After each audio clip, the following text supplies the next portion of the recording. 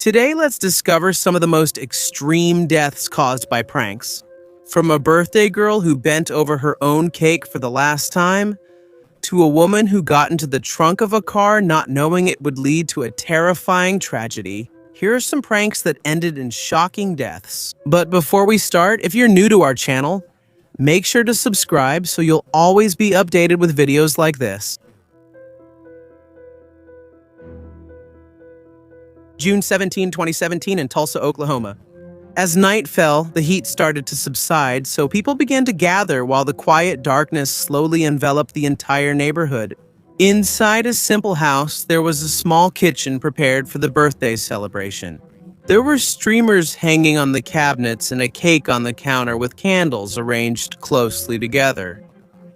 The space was cramped and it was still hot inside, even though the window was open, which hardly helped cool the place. The birthday celebrant was Jessa Brunt. She was 20 years old at that time. Jessa worked at the front desk of a small medical office. It's a job that requires a lot of patience and the ability to make people feel comfortable as soon as they walk in the door. Her birthday parties are now a tradition with her friends. Always themed, well-planned, and stocked with cold drinks. Everything is filmed and she's always careful. She's organized, reliable, and she trusts her friends completely. And because they've never let her down before, she has no reason to doubt them. The group that night was small. They were close friends whom she had known for a long time. One of them had seen a viral video online where powdered sugar was blown onto lit candles to create a quick burst of fire. It looked dramatic on camera and seemed safe, so the idea quickly spread among the group, just like what often happens with simple jokes at parties. No one really thought about whether it was actually dangerous. What they didn't know was that one guest had brought a whole 2-pound bag of cornstarch. Cornstarch is finer compared to powdered sugar. It floats in the air more easily and under the right conditions. When there's a thick cloud of powder, fire, and an enclosed space, it's no longer just a simple kitchen ingredient. It becomes like an accelerant that speeds up the fire. The candles have already been lit. Everyone's cell phones are also ready to record a video. Jessa leaned closer to the cake, just like anyone would normally do. The candles were close together and the flames were only about 4 to 5 inches from the wick. She took a deep breath. At the same time, a friend scooped a thick handful of cornstarch from the bag and blew it directly over the flames. Because of the candles, the cloud that formed was thicker than everyone expected. It lingered directly in front of Jessa's face.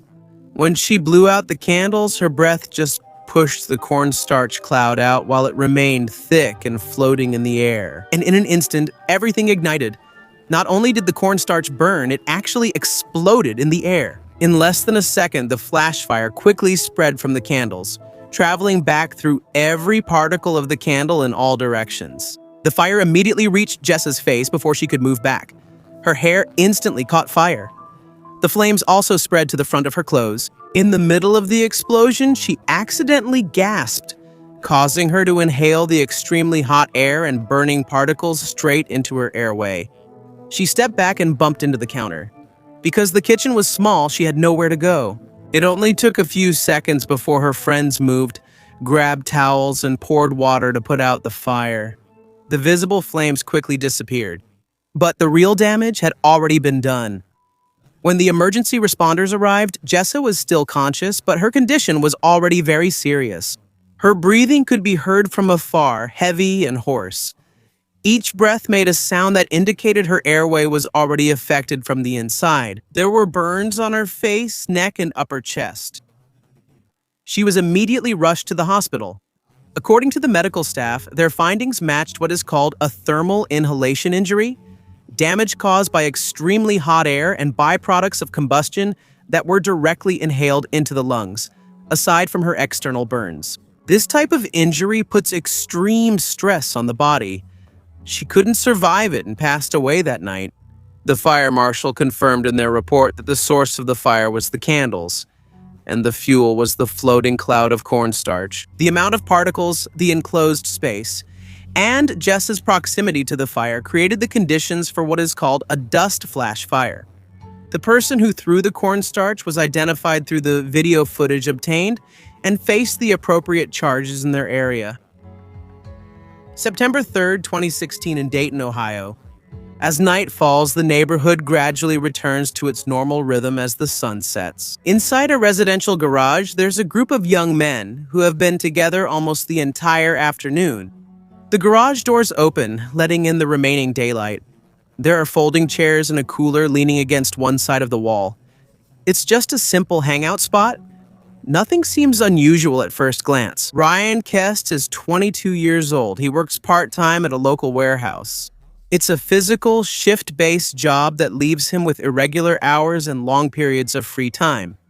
He's friendly, easy to get along with, quick to laugh, and often just goes along with whatever the group is up to. Because of that, he rarely questions ideas before joining in. The group has been making challenge videos for a long time. It's not organized. They're just simple games that they showcase in their videos and pass around among friends. Throwing things, reaction tests, and simple physical gags. The game that afternoon was simple. There was one person looking up, mouth open, and he would catch the object being thrown using only his mouth without using his hands. The object that was supposed to be thrown was a marshmallow, which is soft, light, and about an inch in size. It doesn't pose any serious danger and easily gives way when it hits something. Ryan positioned himself without hesitation. His head was tilted back, looking up, mouth open, his hands were down. Someone was already recording a video. What he didn't know was that someone had replaced the marshmallow with a ping pong ball. He wasn't told. The ping pong ball is almost the same size as a large marshmallow. It's about 1.5 inches in diameter, but it's hard, smooth, and can't be compressed. That small difference is minor in your hand, but it becomes very important when it's inside your throat. The ping pong ball was thrown from about 6 feet away. Ryan is in the right position. His head is tilted back, his airway is open, and the airway is aligned. So, catching the object should almost be automatic. The ball went straight into his mouth and reached the back of his throat before he could react. It stopped there, exactly blocking the opening of his airway. Because the surface of the ping pong ball is smooth, it doesn't have any grip that could hold onto the throat.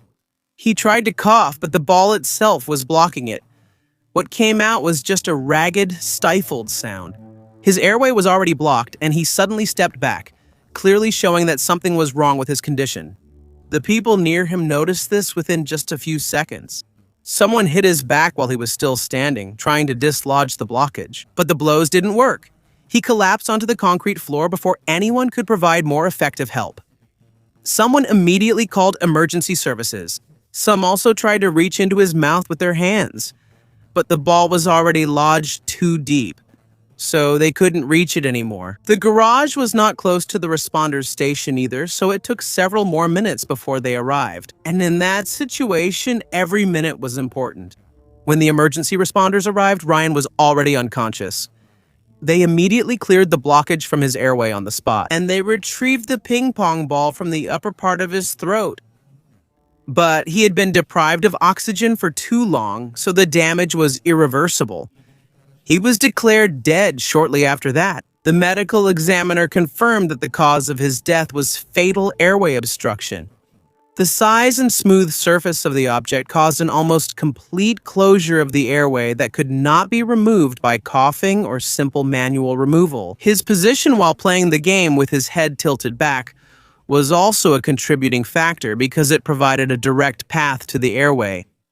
Footage from cell phones in the garage also captured the actual switching of the marshmallow and the throwing of the ball, which authorities used to identify who changed the setup.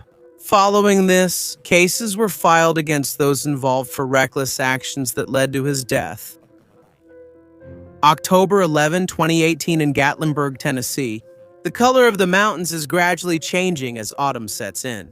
There are patches of orange and red leaves appearing among the trees, and the air in the Smoky Mountains is now cool and dry. Visibility was good that day. The sky was cloudy, but the light was still bright, flat, and even, which made the forest look closer. The trail was a local path not listed on most tourist maps.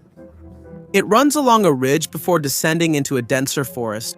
The path is narrow, sometimes only 2 feet wide, and full of tree roots, loose soil, and broken branches. 3 men were on the trail that afternoon. 2 of them knew what was going to happen, one did not. Marvin Glunt was 31 years old. He works as a driver for a regional distributor. He works long hours with a familiar routine and repetitive tasks, which made him feel that he deserved his days off. Most of the time, he spends his free hours outdoors. He knows the trails around Gatlinburg the way only locals do, not from guidebooks, but from years of wandering there. He is calm, practical, and not easily rattled. He doesn't seek attention, but he doesn't avoid it either. He's simply a steady, reliable presence. The 2 friends who joined him that day had prepared a plan they thought was harmless. One of them bought a full-body bear costume. The idea was simple. One would hide in the woods beside the trail while the other would follow Marvin and film. When the timing was right, the one in costume would come out from behind the tree and surprise him.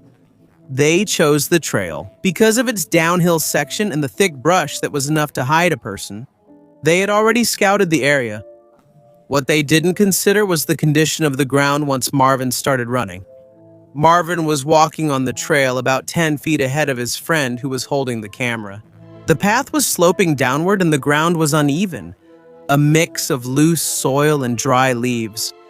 There were tree roots exposed on the surface. Suddenly, someone in a bear costume appeared from the side of the woods, about 8 to 10 feet in front of him. What Marvin saw was a large, dark figure that suddenly appeared at the side of the trail.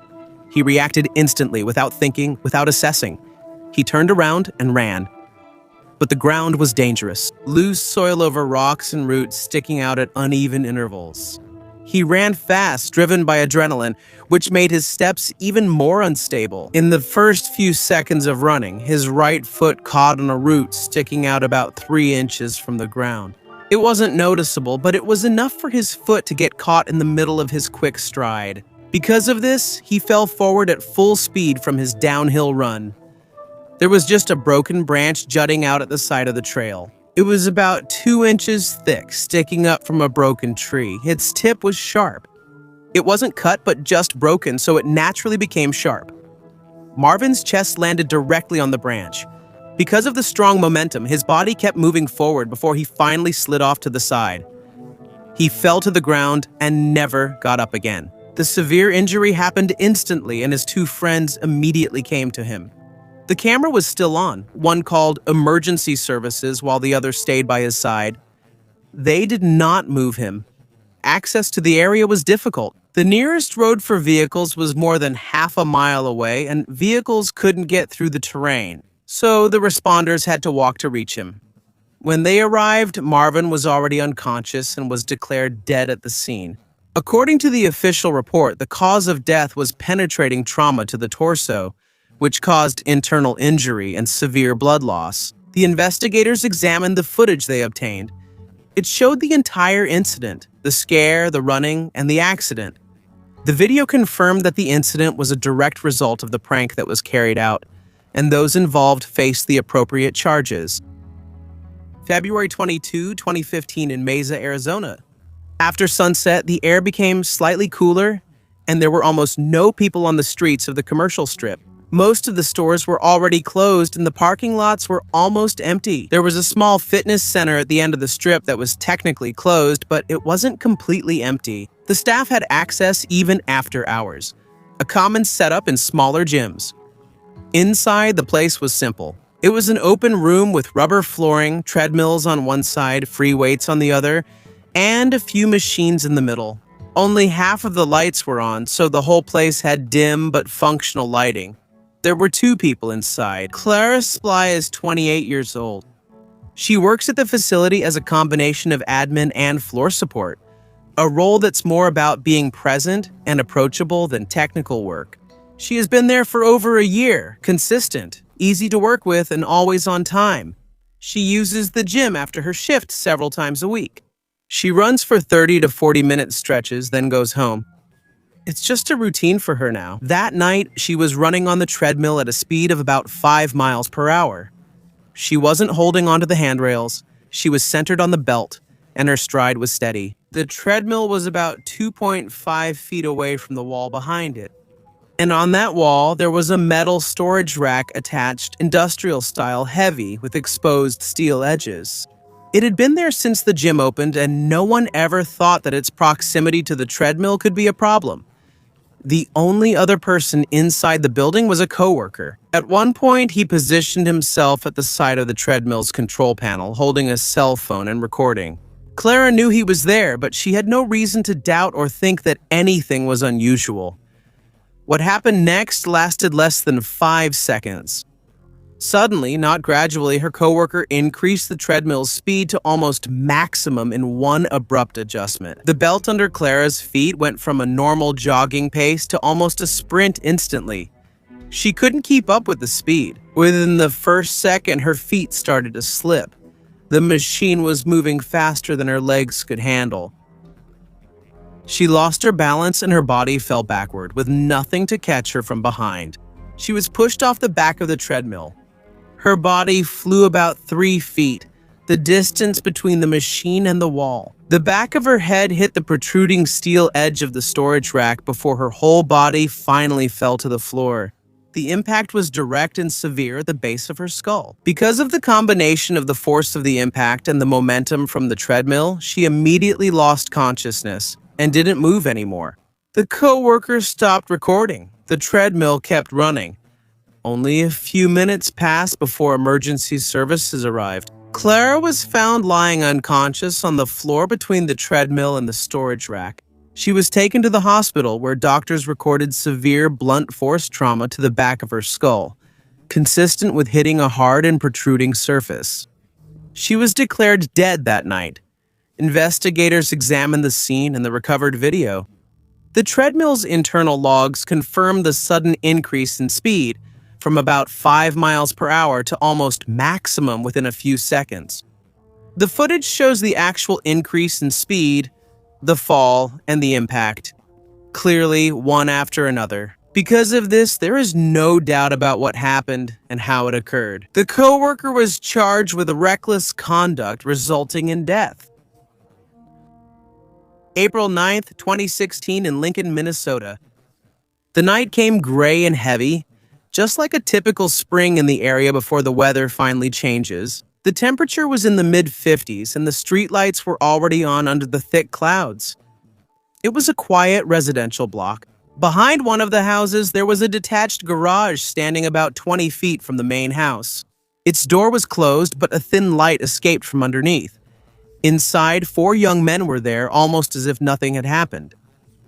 The inside was messy with tools on the pegboard, storage bins on one side, and a workbench in the corner. Only one ceiling light was on, so the space was dark and the lighting was uneven throughout. The beam running across the center of the ceiling was wooden, structural, and about 8 feet high from the cement floor.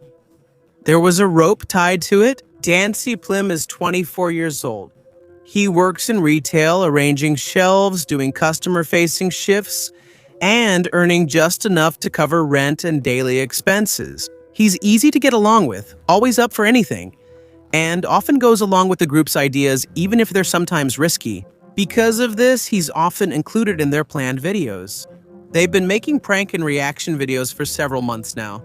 Low budget, unscripted, all recorded on phones. What they're after is shock value and people's reactions, and how far a person can go when they have something. The plan for that night was a staged scene.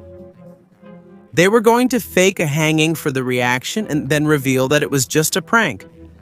The setup was simple, but the execution was dangerous. The rope was tied using a simple slip knot. There was a wooden stool underneath. They didn't have a quick release mechanism, no safety backup, and no padding underneath. Everything depended on perfect timing. Dancy climbed onto the stool. He put the loop over his head and let it wrap around his neck. The knot rested on the side of his throat. Someone was recording just a few feet away. They kicked the stool and the slip knot did what a slip knot does. By design, it suddenly tightened the moment the full weight of the body was placed on the rope. The pressure focused on one side of the neck, where the airway and blood vessels are closest to the surface. The rope rose due to the tension and positioned itself under the jaw, simultaneously restricting airflow and blood flow to the brain. Within just a few seconds, his body collapsed and he lost control. At first, the group didn't react immediately. They thought it was still part of the act, just a continuation of the scene. To them, his sudden collapse and stillness looked intentional. A few seconds passed, then several more. But as time went on, they started to notice the strange silence. There were no more signs of controlled movement. That's when they began to suspect something was wrong. When someone approached and tried to support his weight, it turned out the rope had been weighing on his neck for a long time. Several minutes had already passed according to the investigators' latest estimate. Another person immediately cut the rope and Dan Dancy fell down. On the concrete floor, he was no longer breathing. Emergency services were called immediately. When the responders arrived, they found him unresponsive. There was a clear mark of strangulation on his neck. Resuscitation was attempted at the scene and while he was being taken to the hospital, but he was declared dead upon arrival. According to the autopsy, the cause of death was asphyxia due to ligature compression. One of the points emphasized in the findings was the time gap, the interval between the hanging and the first attempt to help him. According to the medical examiner, a person can lose consciousness in as little as 10 seconds with this type of compression, and the window of opportunity to save the victim closes quickly. The group's mistaken belief that it was just part of the act ultimately took away that opportunity. The entire scene was recorded as a crime scene. The rope, stool, and beam were taken and examined. It was confirmed that it was a simple slip knot with no safety mechanism or failsafe. A cell phone video was obtained that contained the entire incident, and this became the main evidence, leading to charges against some of those involved in the case. The investigation no longer focused on intention, but on clear negligence and the unreasonable endangerment of a person's life, which, according to authorities, reached the level of criminal negligence.